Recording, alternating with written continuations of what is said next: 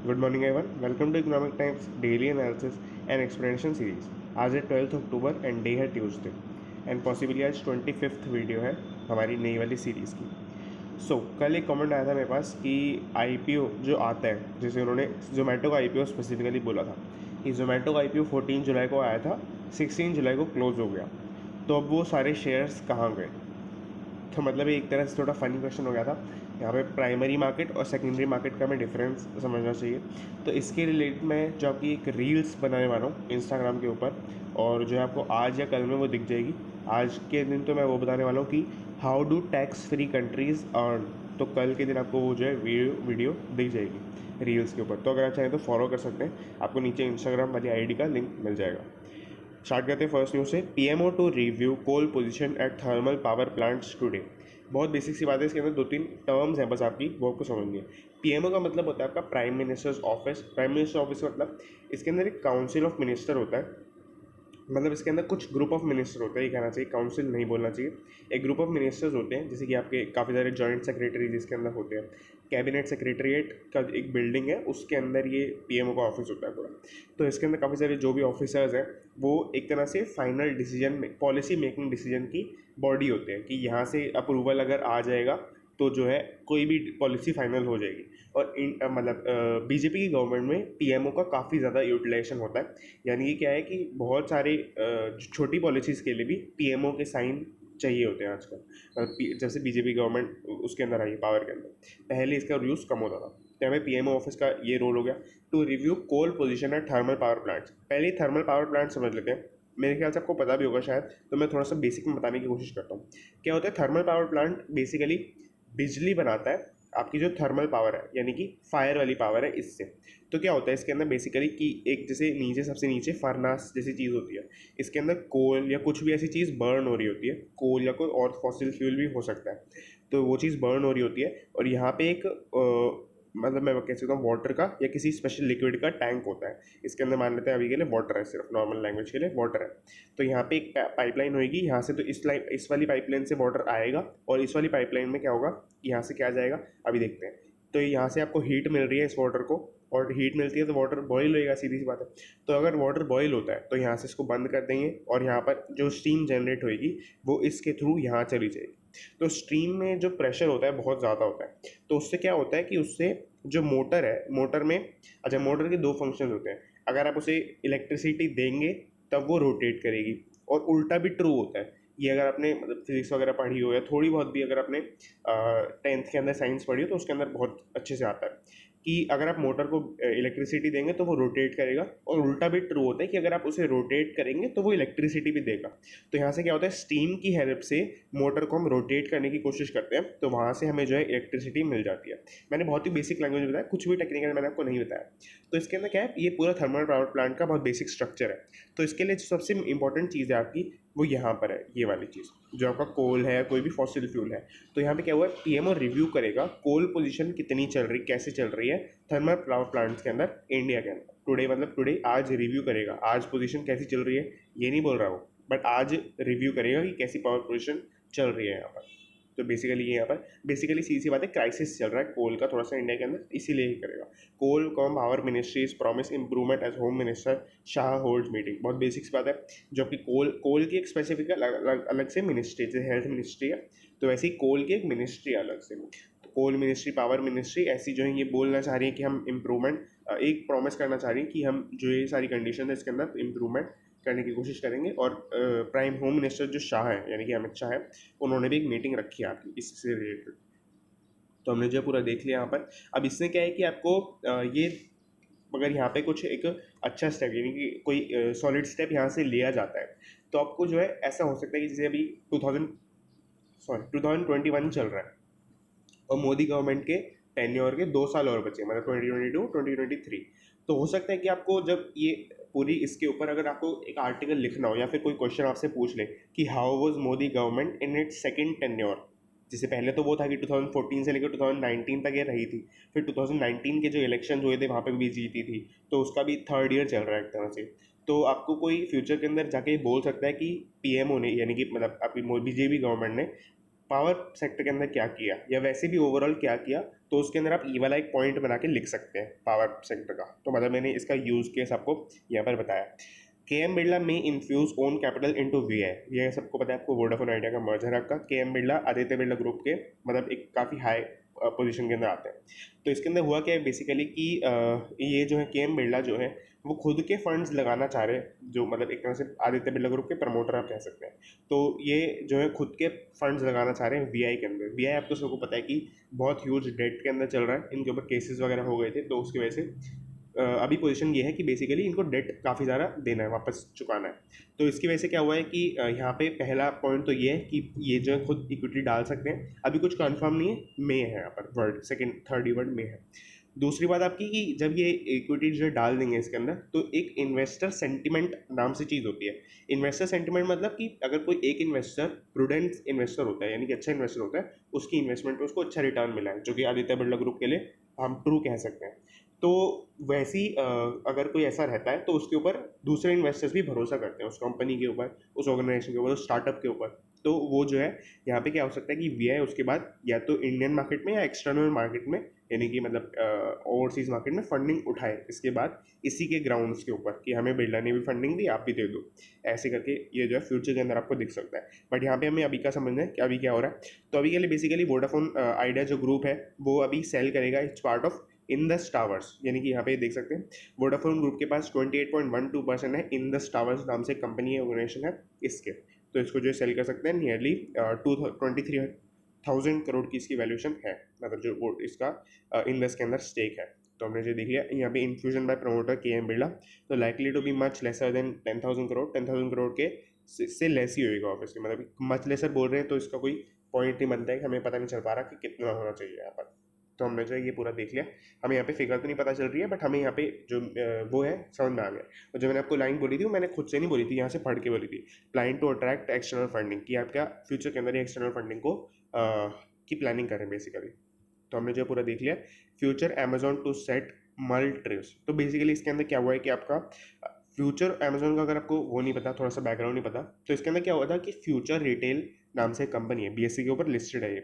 तो इसके अंदर क्या था कि इन्होंने एक अमेजोन से लोन लिया था, तो उसके बदले में इन्होंने बोला था उनको कि हम कभी रिलायंस को सेल नहीं, मतलब इन्होंने नहीं बोला था, अमेजोन वालों ने ये एग्रीमेंट पर उनसे साइन करवाया था कि आप कभी रिलायंस को नहीं सेल हो सकते इंडिया के अंदर, जो रिटेल चेन ऑब्वियसली अब बन गया है काफ़ी स्ट्रॉन्ग। तो यहाँ पे जो है अभी फ्यूचर रिटेल ये प्रपोजल्स लेके आ रहा है काफ़ी सारे, कि अब वो जो है रिलायंस को सेल होने लग रहा है, मतलब अभी की बात नहीं है, 2 साल से ऑलमोस्ट चल रहा है। तो जो है इस वजह से आपका क्या अमेजोन ने केस डाल दिया, क्योंकि इससे क्या होगा बेसिकली कि अगर फ्यूचर रिटेल अमेजोन को सॉरी रिलायंस को सेल हो जाता है, तो उसकी वजह से अमेजोन के बिजनेस पे इनडायरेक्ट इफेक्ट पड़ेगा। तो इस तरह से बेसिकली आपका इसीलिए अमेजोन ने बेसिकली फर्स्ट प्लेस पे जो एग्रीमेंट है वो सेटल करवाया था, और इसी के लिए आपका जो है अमेजोन अभी भी यहाँ पे केस डाल रहा है। तो यहाँ पे क्या हुआ है कि आपका बहुत ही चीज़ें होगी अभी तो 2 साल से। अब यहाँ पे जो अभी के लिए हो रहा है वो ये हो रहा है कि फ्यूचर जो है वो अभी SIAC के अंदर है। SIAC मतलब आपका सिंगापुर इंटरनेशनल आर्बिट्रेशन सेंटर। एक तरह से आर्बिट्रेशन कोर्ट के अंदर क्या होता है, 3 पार्टीज होती है, नॉर्मल कोर्ट की तरह 3 पार्टीज होती हैं। एक आपका जो मेन पर्सन है जो केस डाल रहा है, जिसके ऊपर केस हो रहा है, और एक जो जज होता है। तो इस तरह से बेसिकली होता है। आर्बिट्रेशन कोर्ट थोड़े छोटे लेवल पे काम करता है और इंटरनेशनल होता है। छोटे लेवल पर इंटरनेशनल मतलब, छोटे लेवल मतलब कि उसकी जो प्रोसीडिंग्स है वो वैल्यूएबल ज़्यादा होती है क्योंकि वो इंटरनेशनल है। बट यहाँ पे छोटा लेवल मतलब कि बहुत ज़्यादा स्टाफ वगैरह कुछ इन्वॉल्व नहीं होता। अगर आप आर्बिट्रेशन कोर्ट का वीडियो चला के देखेंगे तो उसके अंदर जैसे बहुत सारी ऑडियंस वगैरह नहीं बैठे होते। तो इस तरह से बेसिकली रहता है। SIAC के अंदर क्या हुआ है कि आपका मतलब सिंगापुर की जो आर्बिट्रेशन कोर्ट है उसके अंदर ये बोला गया है कि should be a party to arbitration, की मतलब ये भी उनको डिसाइड करना है कि फ्यूचर रिटेल जो है वो क्या इस आर्बिट्रेशन का पार्ट होना चाहिए, ये सिर्फ हमें रिलायंस और अमेजोन के बीच में बात करानी चाहिए। बहुत बेसिक सी न्यूज़ है इसके अंदर अभी भी, मतलब मेरे को तो नहीं लगता कि कोई अच्छी न्यूज़, मतलब कोई ऐसी समझाने वाली न्यूज़ इसके अंदर है, क्योंकि अभी कुछ ऐसा हुआ नहीं है यहाँ पर। तो हमने जो है पूरा देख लिया है। और एक और आप अगर इसको ढंग से पढ़ते हैं तो आपको एक और पॉइंट लग सकता है, बट अभी भी वो मे वाली सेंस के अंदर क्या है कि अगर आपने सूट्स देखा हो, मतलब सूट्स एक वेब सीरीज़ है, अगर आपने देखी हो, नहीं भी देखी हो तो कोई बात नहीं। कोर्ट के अंदर क्या होता है कि जो 2 लोग होते हैं जिसने केस डाला है और जिसके ऊपर केस है, उनको अगर मान लेते कि कोई पार्टी हार भी रही है तो एक पॉइंट ऑफ टाइम पे ऑप्शन मिलता है कि आप खुद अपने आप में अग्रीमेंट कर सकते हो और वो केस आप विड्रॉ कर सकते हैं कोर्ट की नज़रों में। तो जो भी वो अग्रीमेंट करेंगे, मान लेते कोई किसी को पैसे देगा, कोई किसी को कोई प्रॉपर्टी देगा वगैरह वगैरह, वो केस के ऊपर डिपेंड करेगा। तो यहाँ पे एक ऑप्शन रहता है कि आप आउट ऑफ कोर्ट अग्रीमेंट कर लें। यहाँ पे आपको वर्डिंग दिख भी रही होगी, आउट ऑफ अग्रीमेंट कर ले, पर ये अगेन लाइकली आपका मे वाली सेंस के अंदर है आपका। तो आउट ऑफ कोर्ट अग्रीमेंट की भी बात यहाँ पर हो सकती है कि फ्यूचर वाले जो है अमेजोन वालों को कुछ पेमेंट कर दें किसी अमाउंट ऑफ, तो उसके अगेंस्ट जो है अमेजोन वो अलाउ करने दें जो डील होने वाली है। तो अगर आपको इन 3 न्यूज़ में कोई भी डाउट हो तो आप अभी जाके नीचे कमेंट कर सकते हैं। हमने पूरा देख लिया। MNC banks can store limited data abroad. बहुत बेसिक सी बात है आपकी। क्या होता है कि आपके जो बैंक्स हैं ये वैसे भी कोई फर्म है जो टेक फर्म नहीं है, तो उनको भी डेटा की सीधी सी बात है बहुत ज़्यादा ज़रूरत तो रहती है, आप सबको पता है। तो इसके लिए क्या करते हैं, वो डेटा सेंटर्स बनाते हैं या फिर डेटा सेंटर्स को आउटसोर्स कर देते हैं। आउटसोर्स करने का मतलब किसी डेटा सेंटर वाली कंपनी को हायर कर लिया, तो उनको कॉन्ट्रैक्चुअल बेसिस पे डेटा को संभालने के लिए दे दिया। तो यहाँ पे क्या है बेसिकली कि एमएनसी बैंक्स जो है वो अब्रॉड के अंदर कम डेटा स्टोर कर पाएंगे। अब ये बेसिकली किसने बोला है, आरबीआई ने बोला है आईबीए को। आरबीआई मतलब जैसा रिजर्व बैंक ऑफ इंडिया सबको पता है। कम्युनिक्यू मतलब एक तरह से नोटिस दिया है, बहुत बेसिक लैंग्वेज में नोटिस दिया है टू आईबीए। आईबीए मतलब इंडियन बैंक्स एसोसिएशन, एक तरह से पूरी बैंक्स की एसोसिएशन है जो मतलब अगर आरबीआई को बैंक्स को कुछ बोलना है तो वो आईबीए के थ्रू बोलते हैं। तो आईबीए आपको समझ में आ गया होगा। सॉरी, अब यहाँ पे हुआ क्या है basically, MNC banks limited data क्यों स्टोर कर सकते हैं बाहर, क्योंकि क्या होता है कि बाहर जो डेटा स्टोर करते हैं, मान लो बाहर जैसे चाइना के अंदर मान लो हमने एक डेटा सेंटर बना दिया, तो उसकी जो है वो वैलिडिटी या फिर आप कह सकते हैं ऑथेंटिसिटी पे क्वेश्चन उठ ही जाता है। क्योंकि कुछ भी हुआ है, मान लेते हैं कि चाइना ने कुछ ऐसा स्टेप ले लिया जिसके पीछे कुछ लोग ऐसा रीज़न दे रहे हैं कि यहाँ से इन लोगों ने डेटा सेल किया होगा, तो उसका कुछ ऐसा प्रूफ नहीं रहता हमारे पास, क्योंकि चाइना की गवर्नमेंट तो बोलेगी नहीं हमने खरीदा है, और ये लोग भी नहीं बोलेंगे हमने सेल किया। और हो सकता है कि वो गिल्टी भी ना हो सकता है गिल्टी हो। तो दोनों ही केसेस में जो है एक तरह से इंडिया को लॉस होगा, जहाँ पे जहाँ का बैंक है प्रॉपर। तो यहाँ पे यही होगा बेसिकली। और बाहर क्या क्या डेटा स्टोर कर सकते हैं इसकी भी एक लिमिटेशन उन्होंने बताई है। Name, address of client, some KYC and transaction data allowed to be store outside India सिर्फ। तो मुझे नहीं पता इसके अलावा क्या सेंसिटिव इन्फॉर्मेशन रह जाती है, क्योंकि मेरे को तो यही लगता है कि मेन आपका नेम, एड्रेस और कॉन्टैक्ट डिटेल्स हो सकती है। कॉन्टैक्ट डिटेल्स ना आप शेयर कर सकते हो बाहर से, और केवाईसी और कुछ ट्रांजेक्शन डेटा इन्होंने अलाउ किया है बेसिकली। तो हमने जो है पूरा यहाँ पे देख लिया। आईबी की फुल फॉर्म आपको जो है पता होनी चाहिए, तो हमने ये पूरा देख लिया। Eco Nobel to natural experiments pioneers, ये मुझे नहीं पता कि आपकी मीडिया के अंदर ज़्यादा क्यों नहीं आ रहा, सोशल मीडिया के अंदर इसका लगभग एक भी पोस्ट नहीं है। कि क्या है कि आपका इकोनॉमिक्स के अंदर नोबेल प्राइज़ मिला है मंडे के दिन 2 पर्सनस को। ये आपके पहले तो आपका जोशुआ एंग्रिस्ट, आपको दोनों नाम दिख रहे होंगे वैसे, नहीं सॉरी 3 लोगों को मिला है, सॉरी 3 लोगों को मिला है। David Card, Joshua Angrist and Guido Imbens won the total 2021 Nobel economics prize on Monday for, मतलब उनका एक जो रिसर्च का टॉपिक था वो ये था, natural experiments to show real world economic impacts on sorry in areas from minimum wage hikes. Basically इस तरह से मिनिमम वेज हाइक्स का मतलब ये होता है कि जैसे आपने अगर इंडिया के अंदर मनरेगा स्कीम सुनी हो, तो मनरेगा स्कीम के अंदर क्या होता है कि इंडियन गवर्नमेंट प्रॉमिस करती है अगर आप एक लिमिट से ऊपर आते हैं, यानी कि एक एज से ऊपर आते हैं और आपके पास एक पर्टिकुलर अमाउंट ऑफ स्किल्स हैं, तो आपको जो है 100 days of employment government offer करेगी मनरेगा स्कीम के अंदर। और ऐसी PMKY स्कीम भी है, उसके अंदर भी थोड़ा कुछ होता है। तो ये जो है इस स्कीम के अंदर अगर ऐसा होगा, पर अगर आप मान लेते स्कीम के लिए एलिजिबल है बट आपको जो है वो नहीं मिल रहा, कि ये काम नहीं मिल दे पा रही गवर्नमेंट, तो वो आपको पे करेगी, मतलब आपके अनएम्प्लॉयमेंट अलाउंस बोलते हैं। तो ऐसी जो चीज़ें होती हैं अगर उनमें हाइक करते हैं तो ऑब्वियसली बात है कि गवर्नमेंट का एक्सपेंडिचर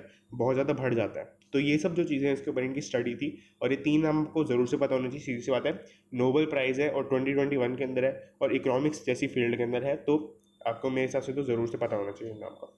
तो हमने जो यहाँ पे पूरा देख लिया। अब आगे चलते हैं आपके ईटी मैक्चर सेक्शन के ऊपर। जी, और हाँ आपको कल तो आपने देख ये वाला हमारा मीडिया ज़रूर कवर करता है। ये तो हमने देखा ही होगा, निफ्टी आपका 18,000 प्लस चला गया कल, और रिलायंस और कुछ ऑटो सेक्टर्स जो थे वो इसके अंदर सबसे मतलब कंट्रीब्यूशन उनका काफ़ी ज़्यादा था। यहाँ पे काफ़ी अच्छा इन्होंने डेटा प्रेजेंट किया, उसको हम देखेंगे एक बारी। This 1000 point rally powered by RIL with others offering backup. बहुत बेसिक सी बात है आपकी कि कल जो है आपका निफ्टी 17,000 के आसपास ओपन हुआ था, तो उससे जो है सीधा 80,000 क्रॉस करना सीधी सी बात है कि 1000 पॉइंट से ज़्यादा का यहाँ पर इंक्रीज रहा है एक ही दिन के अंदर अंदर। अब जो इंपॉर्टेंट बात है वो ये है, जो मैं आपको कंट्रीब्यूटर वाला बोल रहा था, तो ये काफ़ी इंपॉर्टेंट डेटा इन्होंने बताया कि कल के दिन के अंदर अंदर कि कौन जो 17,000 से 18,000 थे उसके अंदर मेजर कंट्रीब्यूटर्स कौन रहे, जो 1K पॉइंट्स बढ़े हैं वो किस किस की वजह से बढ़े हैं। तो यहाँ पे इन्होंने बताया सबसे ज़्यादा रिलायंस का शेयर था आपका 26% जो है कॉन्ट्रीब्यूशन इनका रहा है। बाकी आप देख सकते हैं ITC है, कोटक महिंद्रा है, वगैरह वगैरह। तो इस तरह से जो है काफ़ी मेरे को तो इंटरेस्टिंग सा और इम्पोर्टेंट सा डेटा यहाँ पर ये लग रहा है। और नीचे भी एक और डेटा है, मतलब अभी इनको चाहे तो देख सकते हैं। तो हमने जो ये देख लिया, और Sensex hits new high, Sensex भी कल अपने न्यू हाई पे चला गया आपका। Focus on earnings comma rates, बहुत बेसिक सी बात आपकी की अर्निंग्स जो है वो मतलब देने की कोशिश कर रहा है कि आप अगर मान लेते हैं सेंसेक्स के अंदर इन्वेस्ट करते हो तो आपका रिटर्न बहुत ज़्यादा रहता है। सीधी सी बात है, एक ही हफ्ते के अंदर अंदर या 10 डेज़ के अंदर अंदर पहले तो 60,000 क्रॉस किया पहली बार, और फिर एक और न्यू हाई हो गया आपका, तो मतलब काफ़ी बड़ी बात है आपकी। तो हमने जो यहाँ पर पूरा इसको देख लिया, और जो हाई था वो ये था आपका 60,476 जो आपके सेंसेक्स का था। तो हमने जो है पूरा देख लिया। अब यहाँ पे क्या है, एक आपको ये बेसिकली गवर्नमेंट की सिक्योरिटीज़ से रिलेटेड भी पूरी न्यूज़ है। गवर्नमेंट सिक्योरिटीज़ से रिलेटेड न्यूज़ का मतलब ये है कि जो आपकी एक तरह से आरबीआई निकालता है सिक्योरिटीज़, उसके ऊपर वो इंटरेस्ट अमाउंट ऑफ देता है। तो यहाँ पे दो तीन आपकी बातें आती है। पहली बात कि कुछ इसके टाइप्स होते हैं स्पेसिफिक। सॉरी, यहाँ पे एक नॉइज़ आ रही है, मैं एक बार।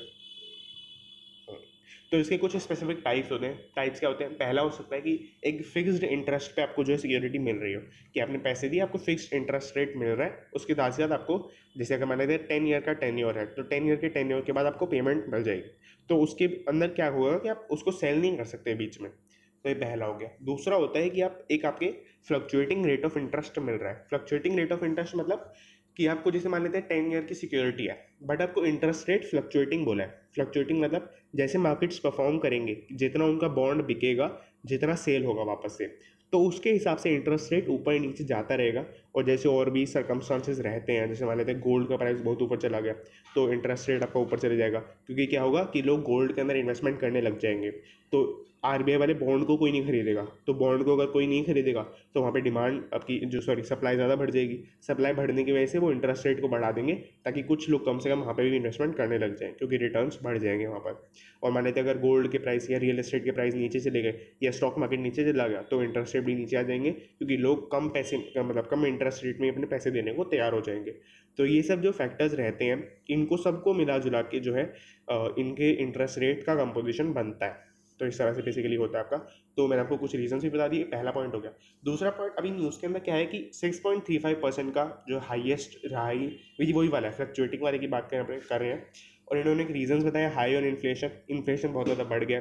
बेसिकली इन्फ्लेशन बढ़ने का मतलब ये है कि आपको इंटरेस्ट रेट को बढ़ाना पड़ेगा, क्योंकि सीधी सी बात है कि इन्फ्लेशन को तो इफेक्ट करेगा ही ना। जैसे आपके बॉन्ड के अंदर जो पैसा डालेगा, उसके ऊपर अगर मान लेते हैं 6% इन्फ्लेशन लग रहा है और आप 4% रिटर्न दे रहे हैं, तो कोई भी इन्वेस्टर जो ढंग से सोच के इन्वेस्टमेंट करता है, वो इन्वेस्टमेंट नहीं करेगा, क्योंकि उसको 2% के नेगेटिव रिटर्न मिल रहे हैं। वो रिलायंस के अंदर पैसे डाल देगा, तो उसको तो अच्छे रिटर्न वहाँ पे मिल सकते हैं। तो बेसिकली पहला रीज़न ये होगा। दूसरा रीज़न टाइटर लिक्विडिटी। ये बहुत ही इंटरेस्टिंग सा रीज़न है। अगर आपको मतलब थोड़ी सी laws of demand and supply थोड़ा सा समझ में नहीं आते, तो आपको समझ में आ जाएगा इसके बाद। क्या होता है, टाइटर लिक्विडिटी अभी चल रही है मार्केट के अंदर। इसका मीनिंग क्या है कि लोगों के पास फंड्स तो है, बट उनके पास जल्दी जल्दी फंड्स देने की लेने की कैपेसिटी नहीं है। कि उनकी वजह से मान लेते हैं एफडी के अंदर पैसा बहुत ज़्यादा पड़ा है अभी, मान लेते हैं, तो लोगों के पास फंड्स तो है इकोनॉमी के अंदर, स्टॉक मार्केट इतना बूम कर रहा है, मतलब फंड्स तो है, बट उनके पास इतने फंड्स को रेगुलरली एक्सचेंज करने के लिए नहीं है। तो वो लिक्विडिटी की कमी होती है मार्केट के अंदर। तो लिक्विडिटी की कमी को कैसे डील कर सकते हैं कि हम इंटरेस्ट रेट अपना बढ़ा सकते हैं। तो जितने लोगों के पास भी जो भी पैसे हैं, वो प्रायोरिटी बेसिस पे यहाँ पे इन्वेस्टमेंट करने की सोचेंगे। तो लिक्विडिटी कम से कम इस सिक्योरिटी के लिए जो आरबीआई इशू करने लग रहा है, तो इसके लिए कम से कम जो है इम्प्रूव कर जाएगी। तो ये जो हमारा इसके टाइटर लिक्विडिटी के पीछे मतलब इसका जो रीज़न है, इसके पीछे लॉजिक था। अब जो हमने देख लिया, अब आपको मैं वही बताता हूँ दूसरी बात कि ईल्ड्स का मतलब, अगर आपको नहीं पता तो ईल्ड्स का मतलब वैसे आपको पता ही होगा, आपको ये पूरी न्यूज़ नहीं तो समझ में नहीं आएगी। ईल्ड्स का मतलब होता है रिटर्न, कि आपको किसी चीज़ के ऊपर रिटर्न कितना मिल रहा है, या फिर आप कूपन रेट, इंटरेस्ट रेट भी बोल सकते हैं। सब एक ही बात है। Benchmark yields search as RBI talks normalisation. बहुत बेसिक से बात है आपकी। आरबीआई जो भी मतलब पॉलिसी निकाल रहा है वगैरह वगैरह, उसकी वजह से आपका जो है बेंचमार्क की यील्ड्स हैं जो 6.35% पे ऑल टाइम हाई पर आपकी, मतलब ऑल टाइम हाई नहीं है, बट 10 ईयर वाली जो सिक्योरिटीज़ हैं उनमें पिछले 1.5 साल का सबसे ज़्यादा हाई पॉइंट अचीव करी है। इससे ऊपर भी ज़्यादा हाई नहीं था, इससे ऊपर 6.78%, 85% इतना ही हाई गया है। पर इन्होंने पूरा डेटा हमें प्रेजेंट कर रखा है। तो ये जो हमने देख लिया, और ये जब क्लोज हुआ था 6.64 ही था। तो मतलब ये वाला जो बॉन्ड था जिसके जो इस हाई पे चला गया था, वो 6.64% पे क्लोज हुआ था, जो कि ज़्यादा बड़ी बात नहीं है। 0.3% भी नहीं हुआ, पूरा 0.29% हुआ। तो हमने जो यहाँ पे पूरा देख लिया।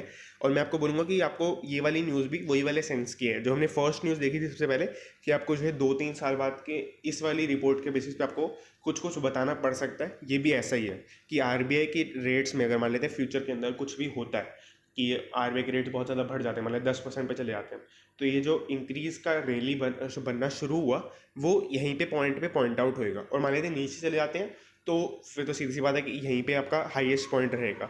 तो अगर ऐसा ग्राफ रहता है मान लेते हैं और ऐसा ग्राफ रहता है, तो दोनों ही केसेस में आपको जो है इसी पॉइंट को डिफाइन करने को सब लोग बोलेंगे। अगर आप कहीं पे इंटरव्यू देते हैं, कुछ भी देते हैं, अपनी कोई रिपोर्ट लिखते हैं, कुछ भी करते हैं, तो आपको ये पॉइंट सबसे ज़्यादा इंपॉर्टेंट आपका रहने वाला है। तो हमने जो है पूरा देख लिया। अगर आपको कोई भी डाउट हो तो नीचे कमेंट कर सकते हैं। और अभी हम थोड़ी सी डिस्कशन करेंगे ओयो आईपीओ से रिलेटेड, फिर हम जो है वीडियो को क्लोज करते हैं।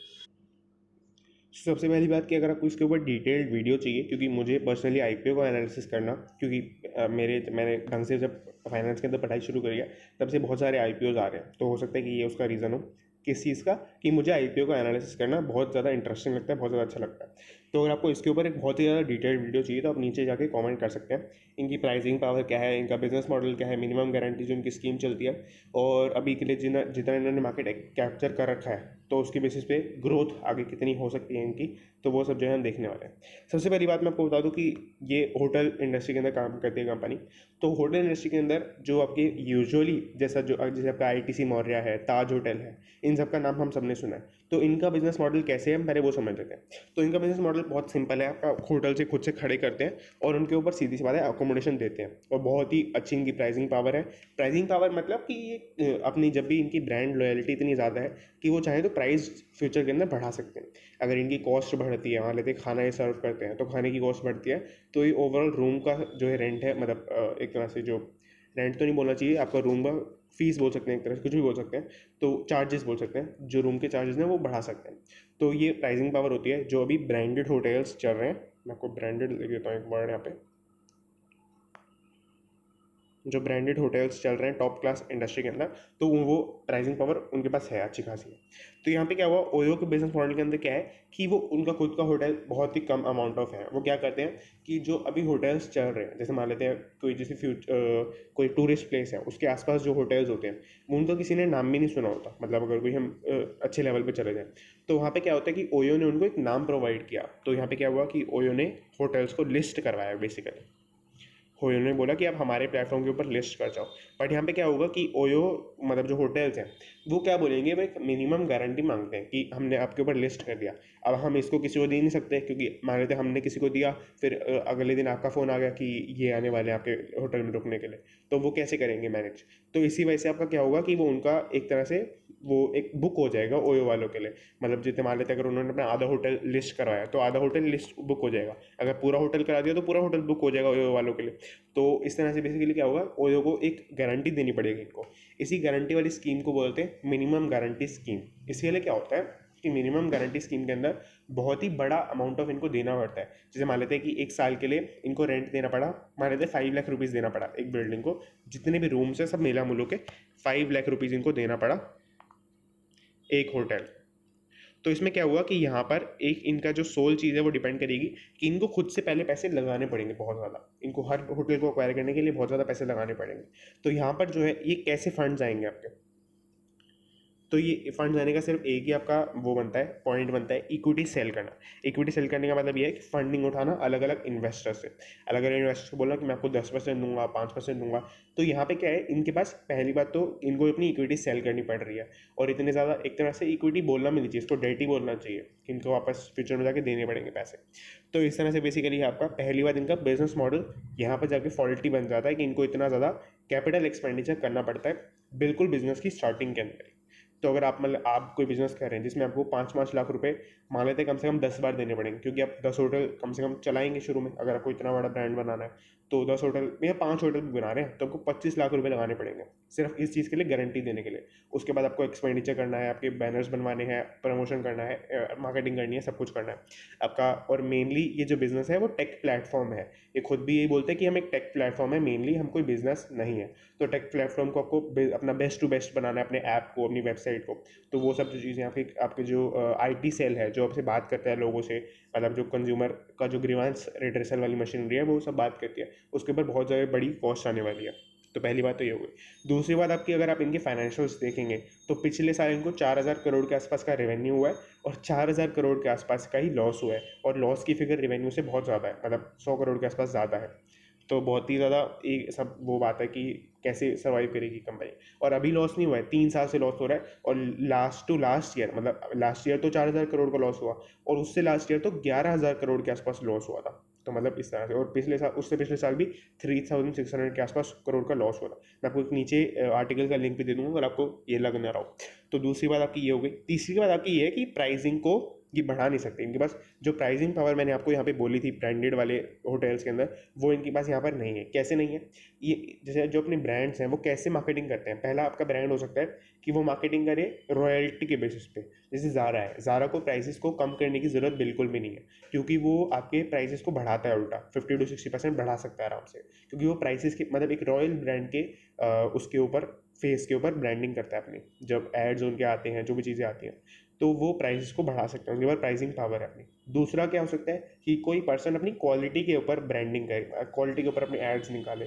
जैसे आपके रिन हो गया, घड़ी हो गई, जो डेली यूज़ की चीज़ें होती है, एफएमसीजी का पूरा मार्केट होता है, वो क्वालिटी के ऊपर चलता है कि आपका क्वालिटी कैसी है, वो मैटर करेगा यहाँ पर। कि अगर आपके पास क्वालिटी है तो आपके पास प्राइसिंग पावर भी अपने आप हो जाएगी। अगर आप मान लेते हैं रिन आपको अच्छा लगता है, मतलब जो भी आपके घर में क्लोज वॉश करते हैं वगैरह वगैरह, तो रिन आपको मान लेते पसंद आता है, तो अगर रिन मान लेते 10 रुपये आपको बढ़ा भी मिलता है, अगर आप अगली बार जाते हैं स्टोर के अंदर, तो फिर भी बाय कर लेंगे। 10 रुपये, 20 रुपये, 50 रुपये भी बढ़ता मिलता है आपको, तो आप बाय कर लेंगे। तो वहाँ पे उनके पास परचेजिंग पावर आ गई अगेन। ओयो ने कैसे मार्केटिंग करी? ओयो ने मार्केटिंग करी बजट के बेसिस पे, कि आपके प्राइसेस हम सबसे कम दे रहे हैं आपको, सबसे कम प्राइसेस के अंदर सबसे अच्छी आपको सर्विस देने वाले। तो यहाँ पे उनके पास बहुत ही बड़ा डिसएडवांटेज है कि वो प्राइसिंग पावर को अपनी बढ़ा नहीं सकते। प्राइसिंग पावर उनके पास नेग्लिजिबल है बेसिकली। अगर वो इन्फ्लेशन की वजह से जो भी प्राइस उनको बढ़ाने हैं, वो भी नहीं बढ़ा सकते, तो उनके पास लोग, ऑब्वियसली बात है कि लोकल होटल्स के ऊपर चले जाएंगे। जो वहाँ पे लिस्ट कर रहे हैं होटल्स, वो अपना होटल को डीलिस्ट कर लेंगे और उसी से थोड़े से कम प्राइसेस में निकाल देंगे, तो लोग वहाँ पे जाके रह लेंगे। और ऐसा कोई, मतलब ज़ारा के पास, ज़ारा का अगर कोई कपड़ा पहनता है तो उसके ऊपर एक ब्रांड, उसके ऊपर एक आप कह सकते हैं कि उसके ऊपर एक चार्म होता है उसका कपड़े का पहनने का, एक मतलब वो फोटो खींच के डालेगा इंस्टाग्राम के ऊपर। अगर कोई ओयो के अंदर रुकने जा रहा है तो वो ऐसा कुछ नहीं करेगा कि आपके ओयो के अंदर, मैं ओयो के अंदर हूँ, ऐसा कोई फोटो नहीं डालने वाला। तो ये कोई ब्रांड की लॉयल्टी यहाँ पे कोई नहीं दिखाने वाला कि आपका मैं ओयो के अंदर रह रहा हूँ, ऐसा कोई नहीं बोलेगा यहाँ पर। दूसरी बात आपकी दूसरी बात आपकी कि एक इसके अंदर आगे एक पॉइंट बनता है, मतलब काफ़ी सारे लोग ये एडवोकेट करते हैं कि फ्यूचर के अंदर इनकी ग्रोथ अच्छी होने वाली है। तो मैं आपको एक स्टैट्स देता हूँ। इनका एक स्टैट है कि एक इन्वेस्टमेंट जर्नल वाली मैगजीन के अंदर जो लोग बैठे हैं एनालिस्ट, उन्होंने पिछले साल ही बताया था कि 1200 के आसपास बिलियन की पूरी होटल की इंडस्ट्री होने वाली है। और इन्होंने जितनी इंडस्ट्री कैप्चर कर रखी है, उसका अमाउंट है 700 बिलियन प्लस, यानी कि अप्रॉक्सीमेटली 60% के आसपास इन्होंने जो है मार्केट को एक्वायर करा हुआ है अभी से, पहले से। और इसके अंदर इनको इतने बड़े लॉसेस हो रहे हैं, तो मतलब इससे ऊपर कैसे जाएंगे? इससे ऊपर तो बहुत ही बड़े बड़े ब्रांडेड आपके जो होटल्स हैं वो बैठे हुए हैं, जैसे आपके ITC मौर्या हो गए वगैरह वगैरह। तो ये जो होटल की चेन्स है वो इनके ऊपर नहीं जाने देती। आपको अगर मैं एक, अब इनका जो ये आपका पूरा बिजनेस मॉडल कैसे फॉल्टी है वगैरह वगैरह, वो सब मैंने आपको बता दिया। IPO के अंदर आपको क्या करना चाहिए, मैं अगर आपको लॉन्ग टर्म इन्वेस्टिंग की बात बताऊँ, शॉर्ट टर्म किसी भी टर्म की इन्वेस्टिंग आपको बताऊँ, तो नहीं करनी चाहिए। सीधी बात है, आपको कोई भी नहीं बोलेगा वो IPO के अंदर अपना फंड्स को डाले लॉन्ग टर्म, शॉर्ट टर्म वगैरह के लिए। बट सब आपको ये ज़रूर बोलेंगे क्योंकि बुल मार्केट चल रहा है, तो आपको लिस्टिंग गेन्स यहाँ पर मिल सकते हैं। लिस्टिंग गेन्स मतलब आपने IPO के अंदर पैसा डाला, अगर आपकी एप्लीकेशन एक्सेप्ट हो जाती है, तो यहाँ पे क्या होगा कि उसके बाद आपको जब शेयर्स लिस्ट होते हैं तब आपको गेन हो सकता है। जैसे मान लेते हैं कि आपको 70 रुपीज़ पर शेयर पे आपको जो है IPO के अंदर पे शेयर्स मिले, मतलब 70 रुपीज़ पर शेयर पे आपको लेट्स सपोज कि 200 शेयर्स के आसपास मिले, तो आपको जो है लिस्टिंग गेन मिल सकता है। हो सकता है कि वो 90 पे जाके लिस्ट हो, तो आपको जो है तभी की तभी सेल कर देना है। ज़्यादा से ज़्यादा आपको 2-3 दिन होल्ड करना है। अब और यहाँ पे एक और रिस्क है, अगर मान लीजिए 70 से कम पे लिस्ट हो गया, तो बहुत ही कम चांसेस हैं कि वो वापस से 70 से ऊपर आए जब आपको ये मिले थे शेयर। अगर आपको किसी और भी डिटेल्स वीडियो चाहिए तो आप अगेन नीचे कमेंट कर सकते हैं, बट मैंने मेरे हिसाब से काफ़ी ज़्यादा कवर इसके लिए कर लिया। तो अगर आपको इंटरेस्टिंग लगा, मेरे जो आप रिसर्च कह सकते हैं एक तरह से, तो थोड़ा सा जो भी इंटरेस्टिंग लगा तो आप नीचे जो है कमेंट कर सकते हैं। Thanks for watching.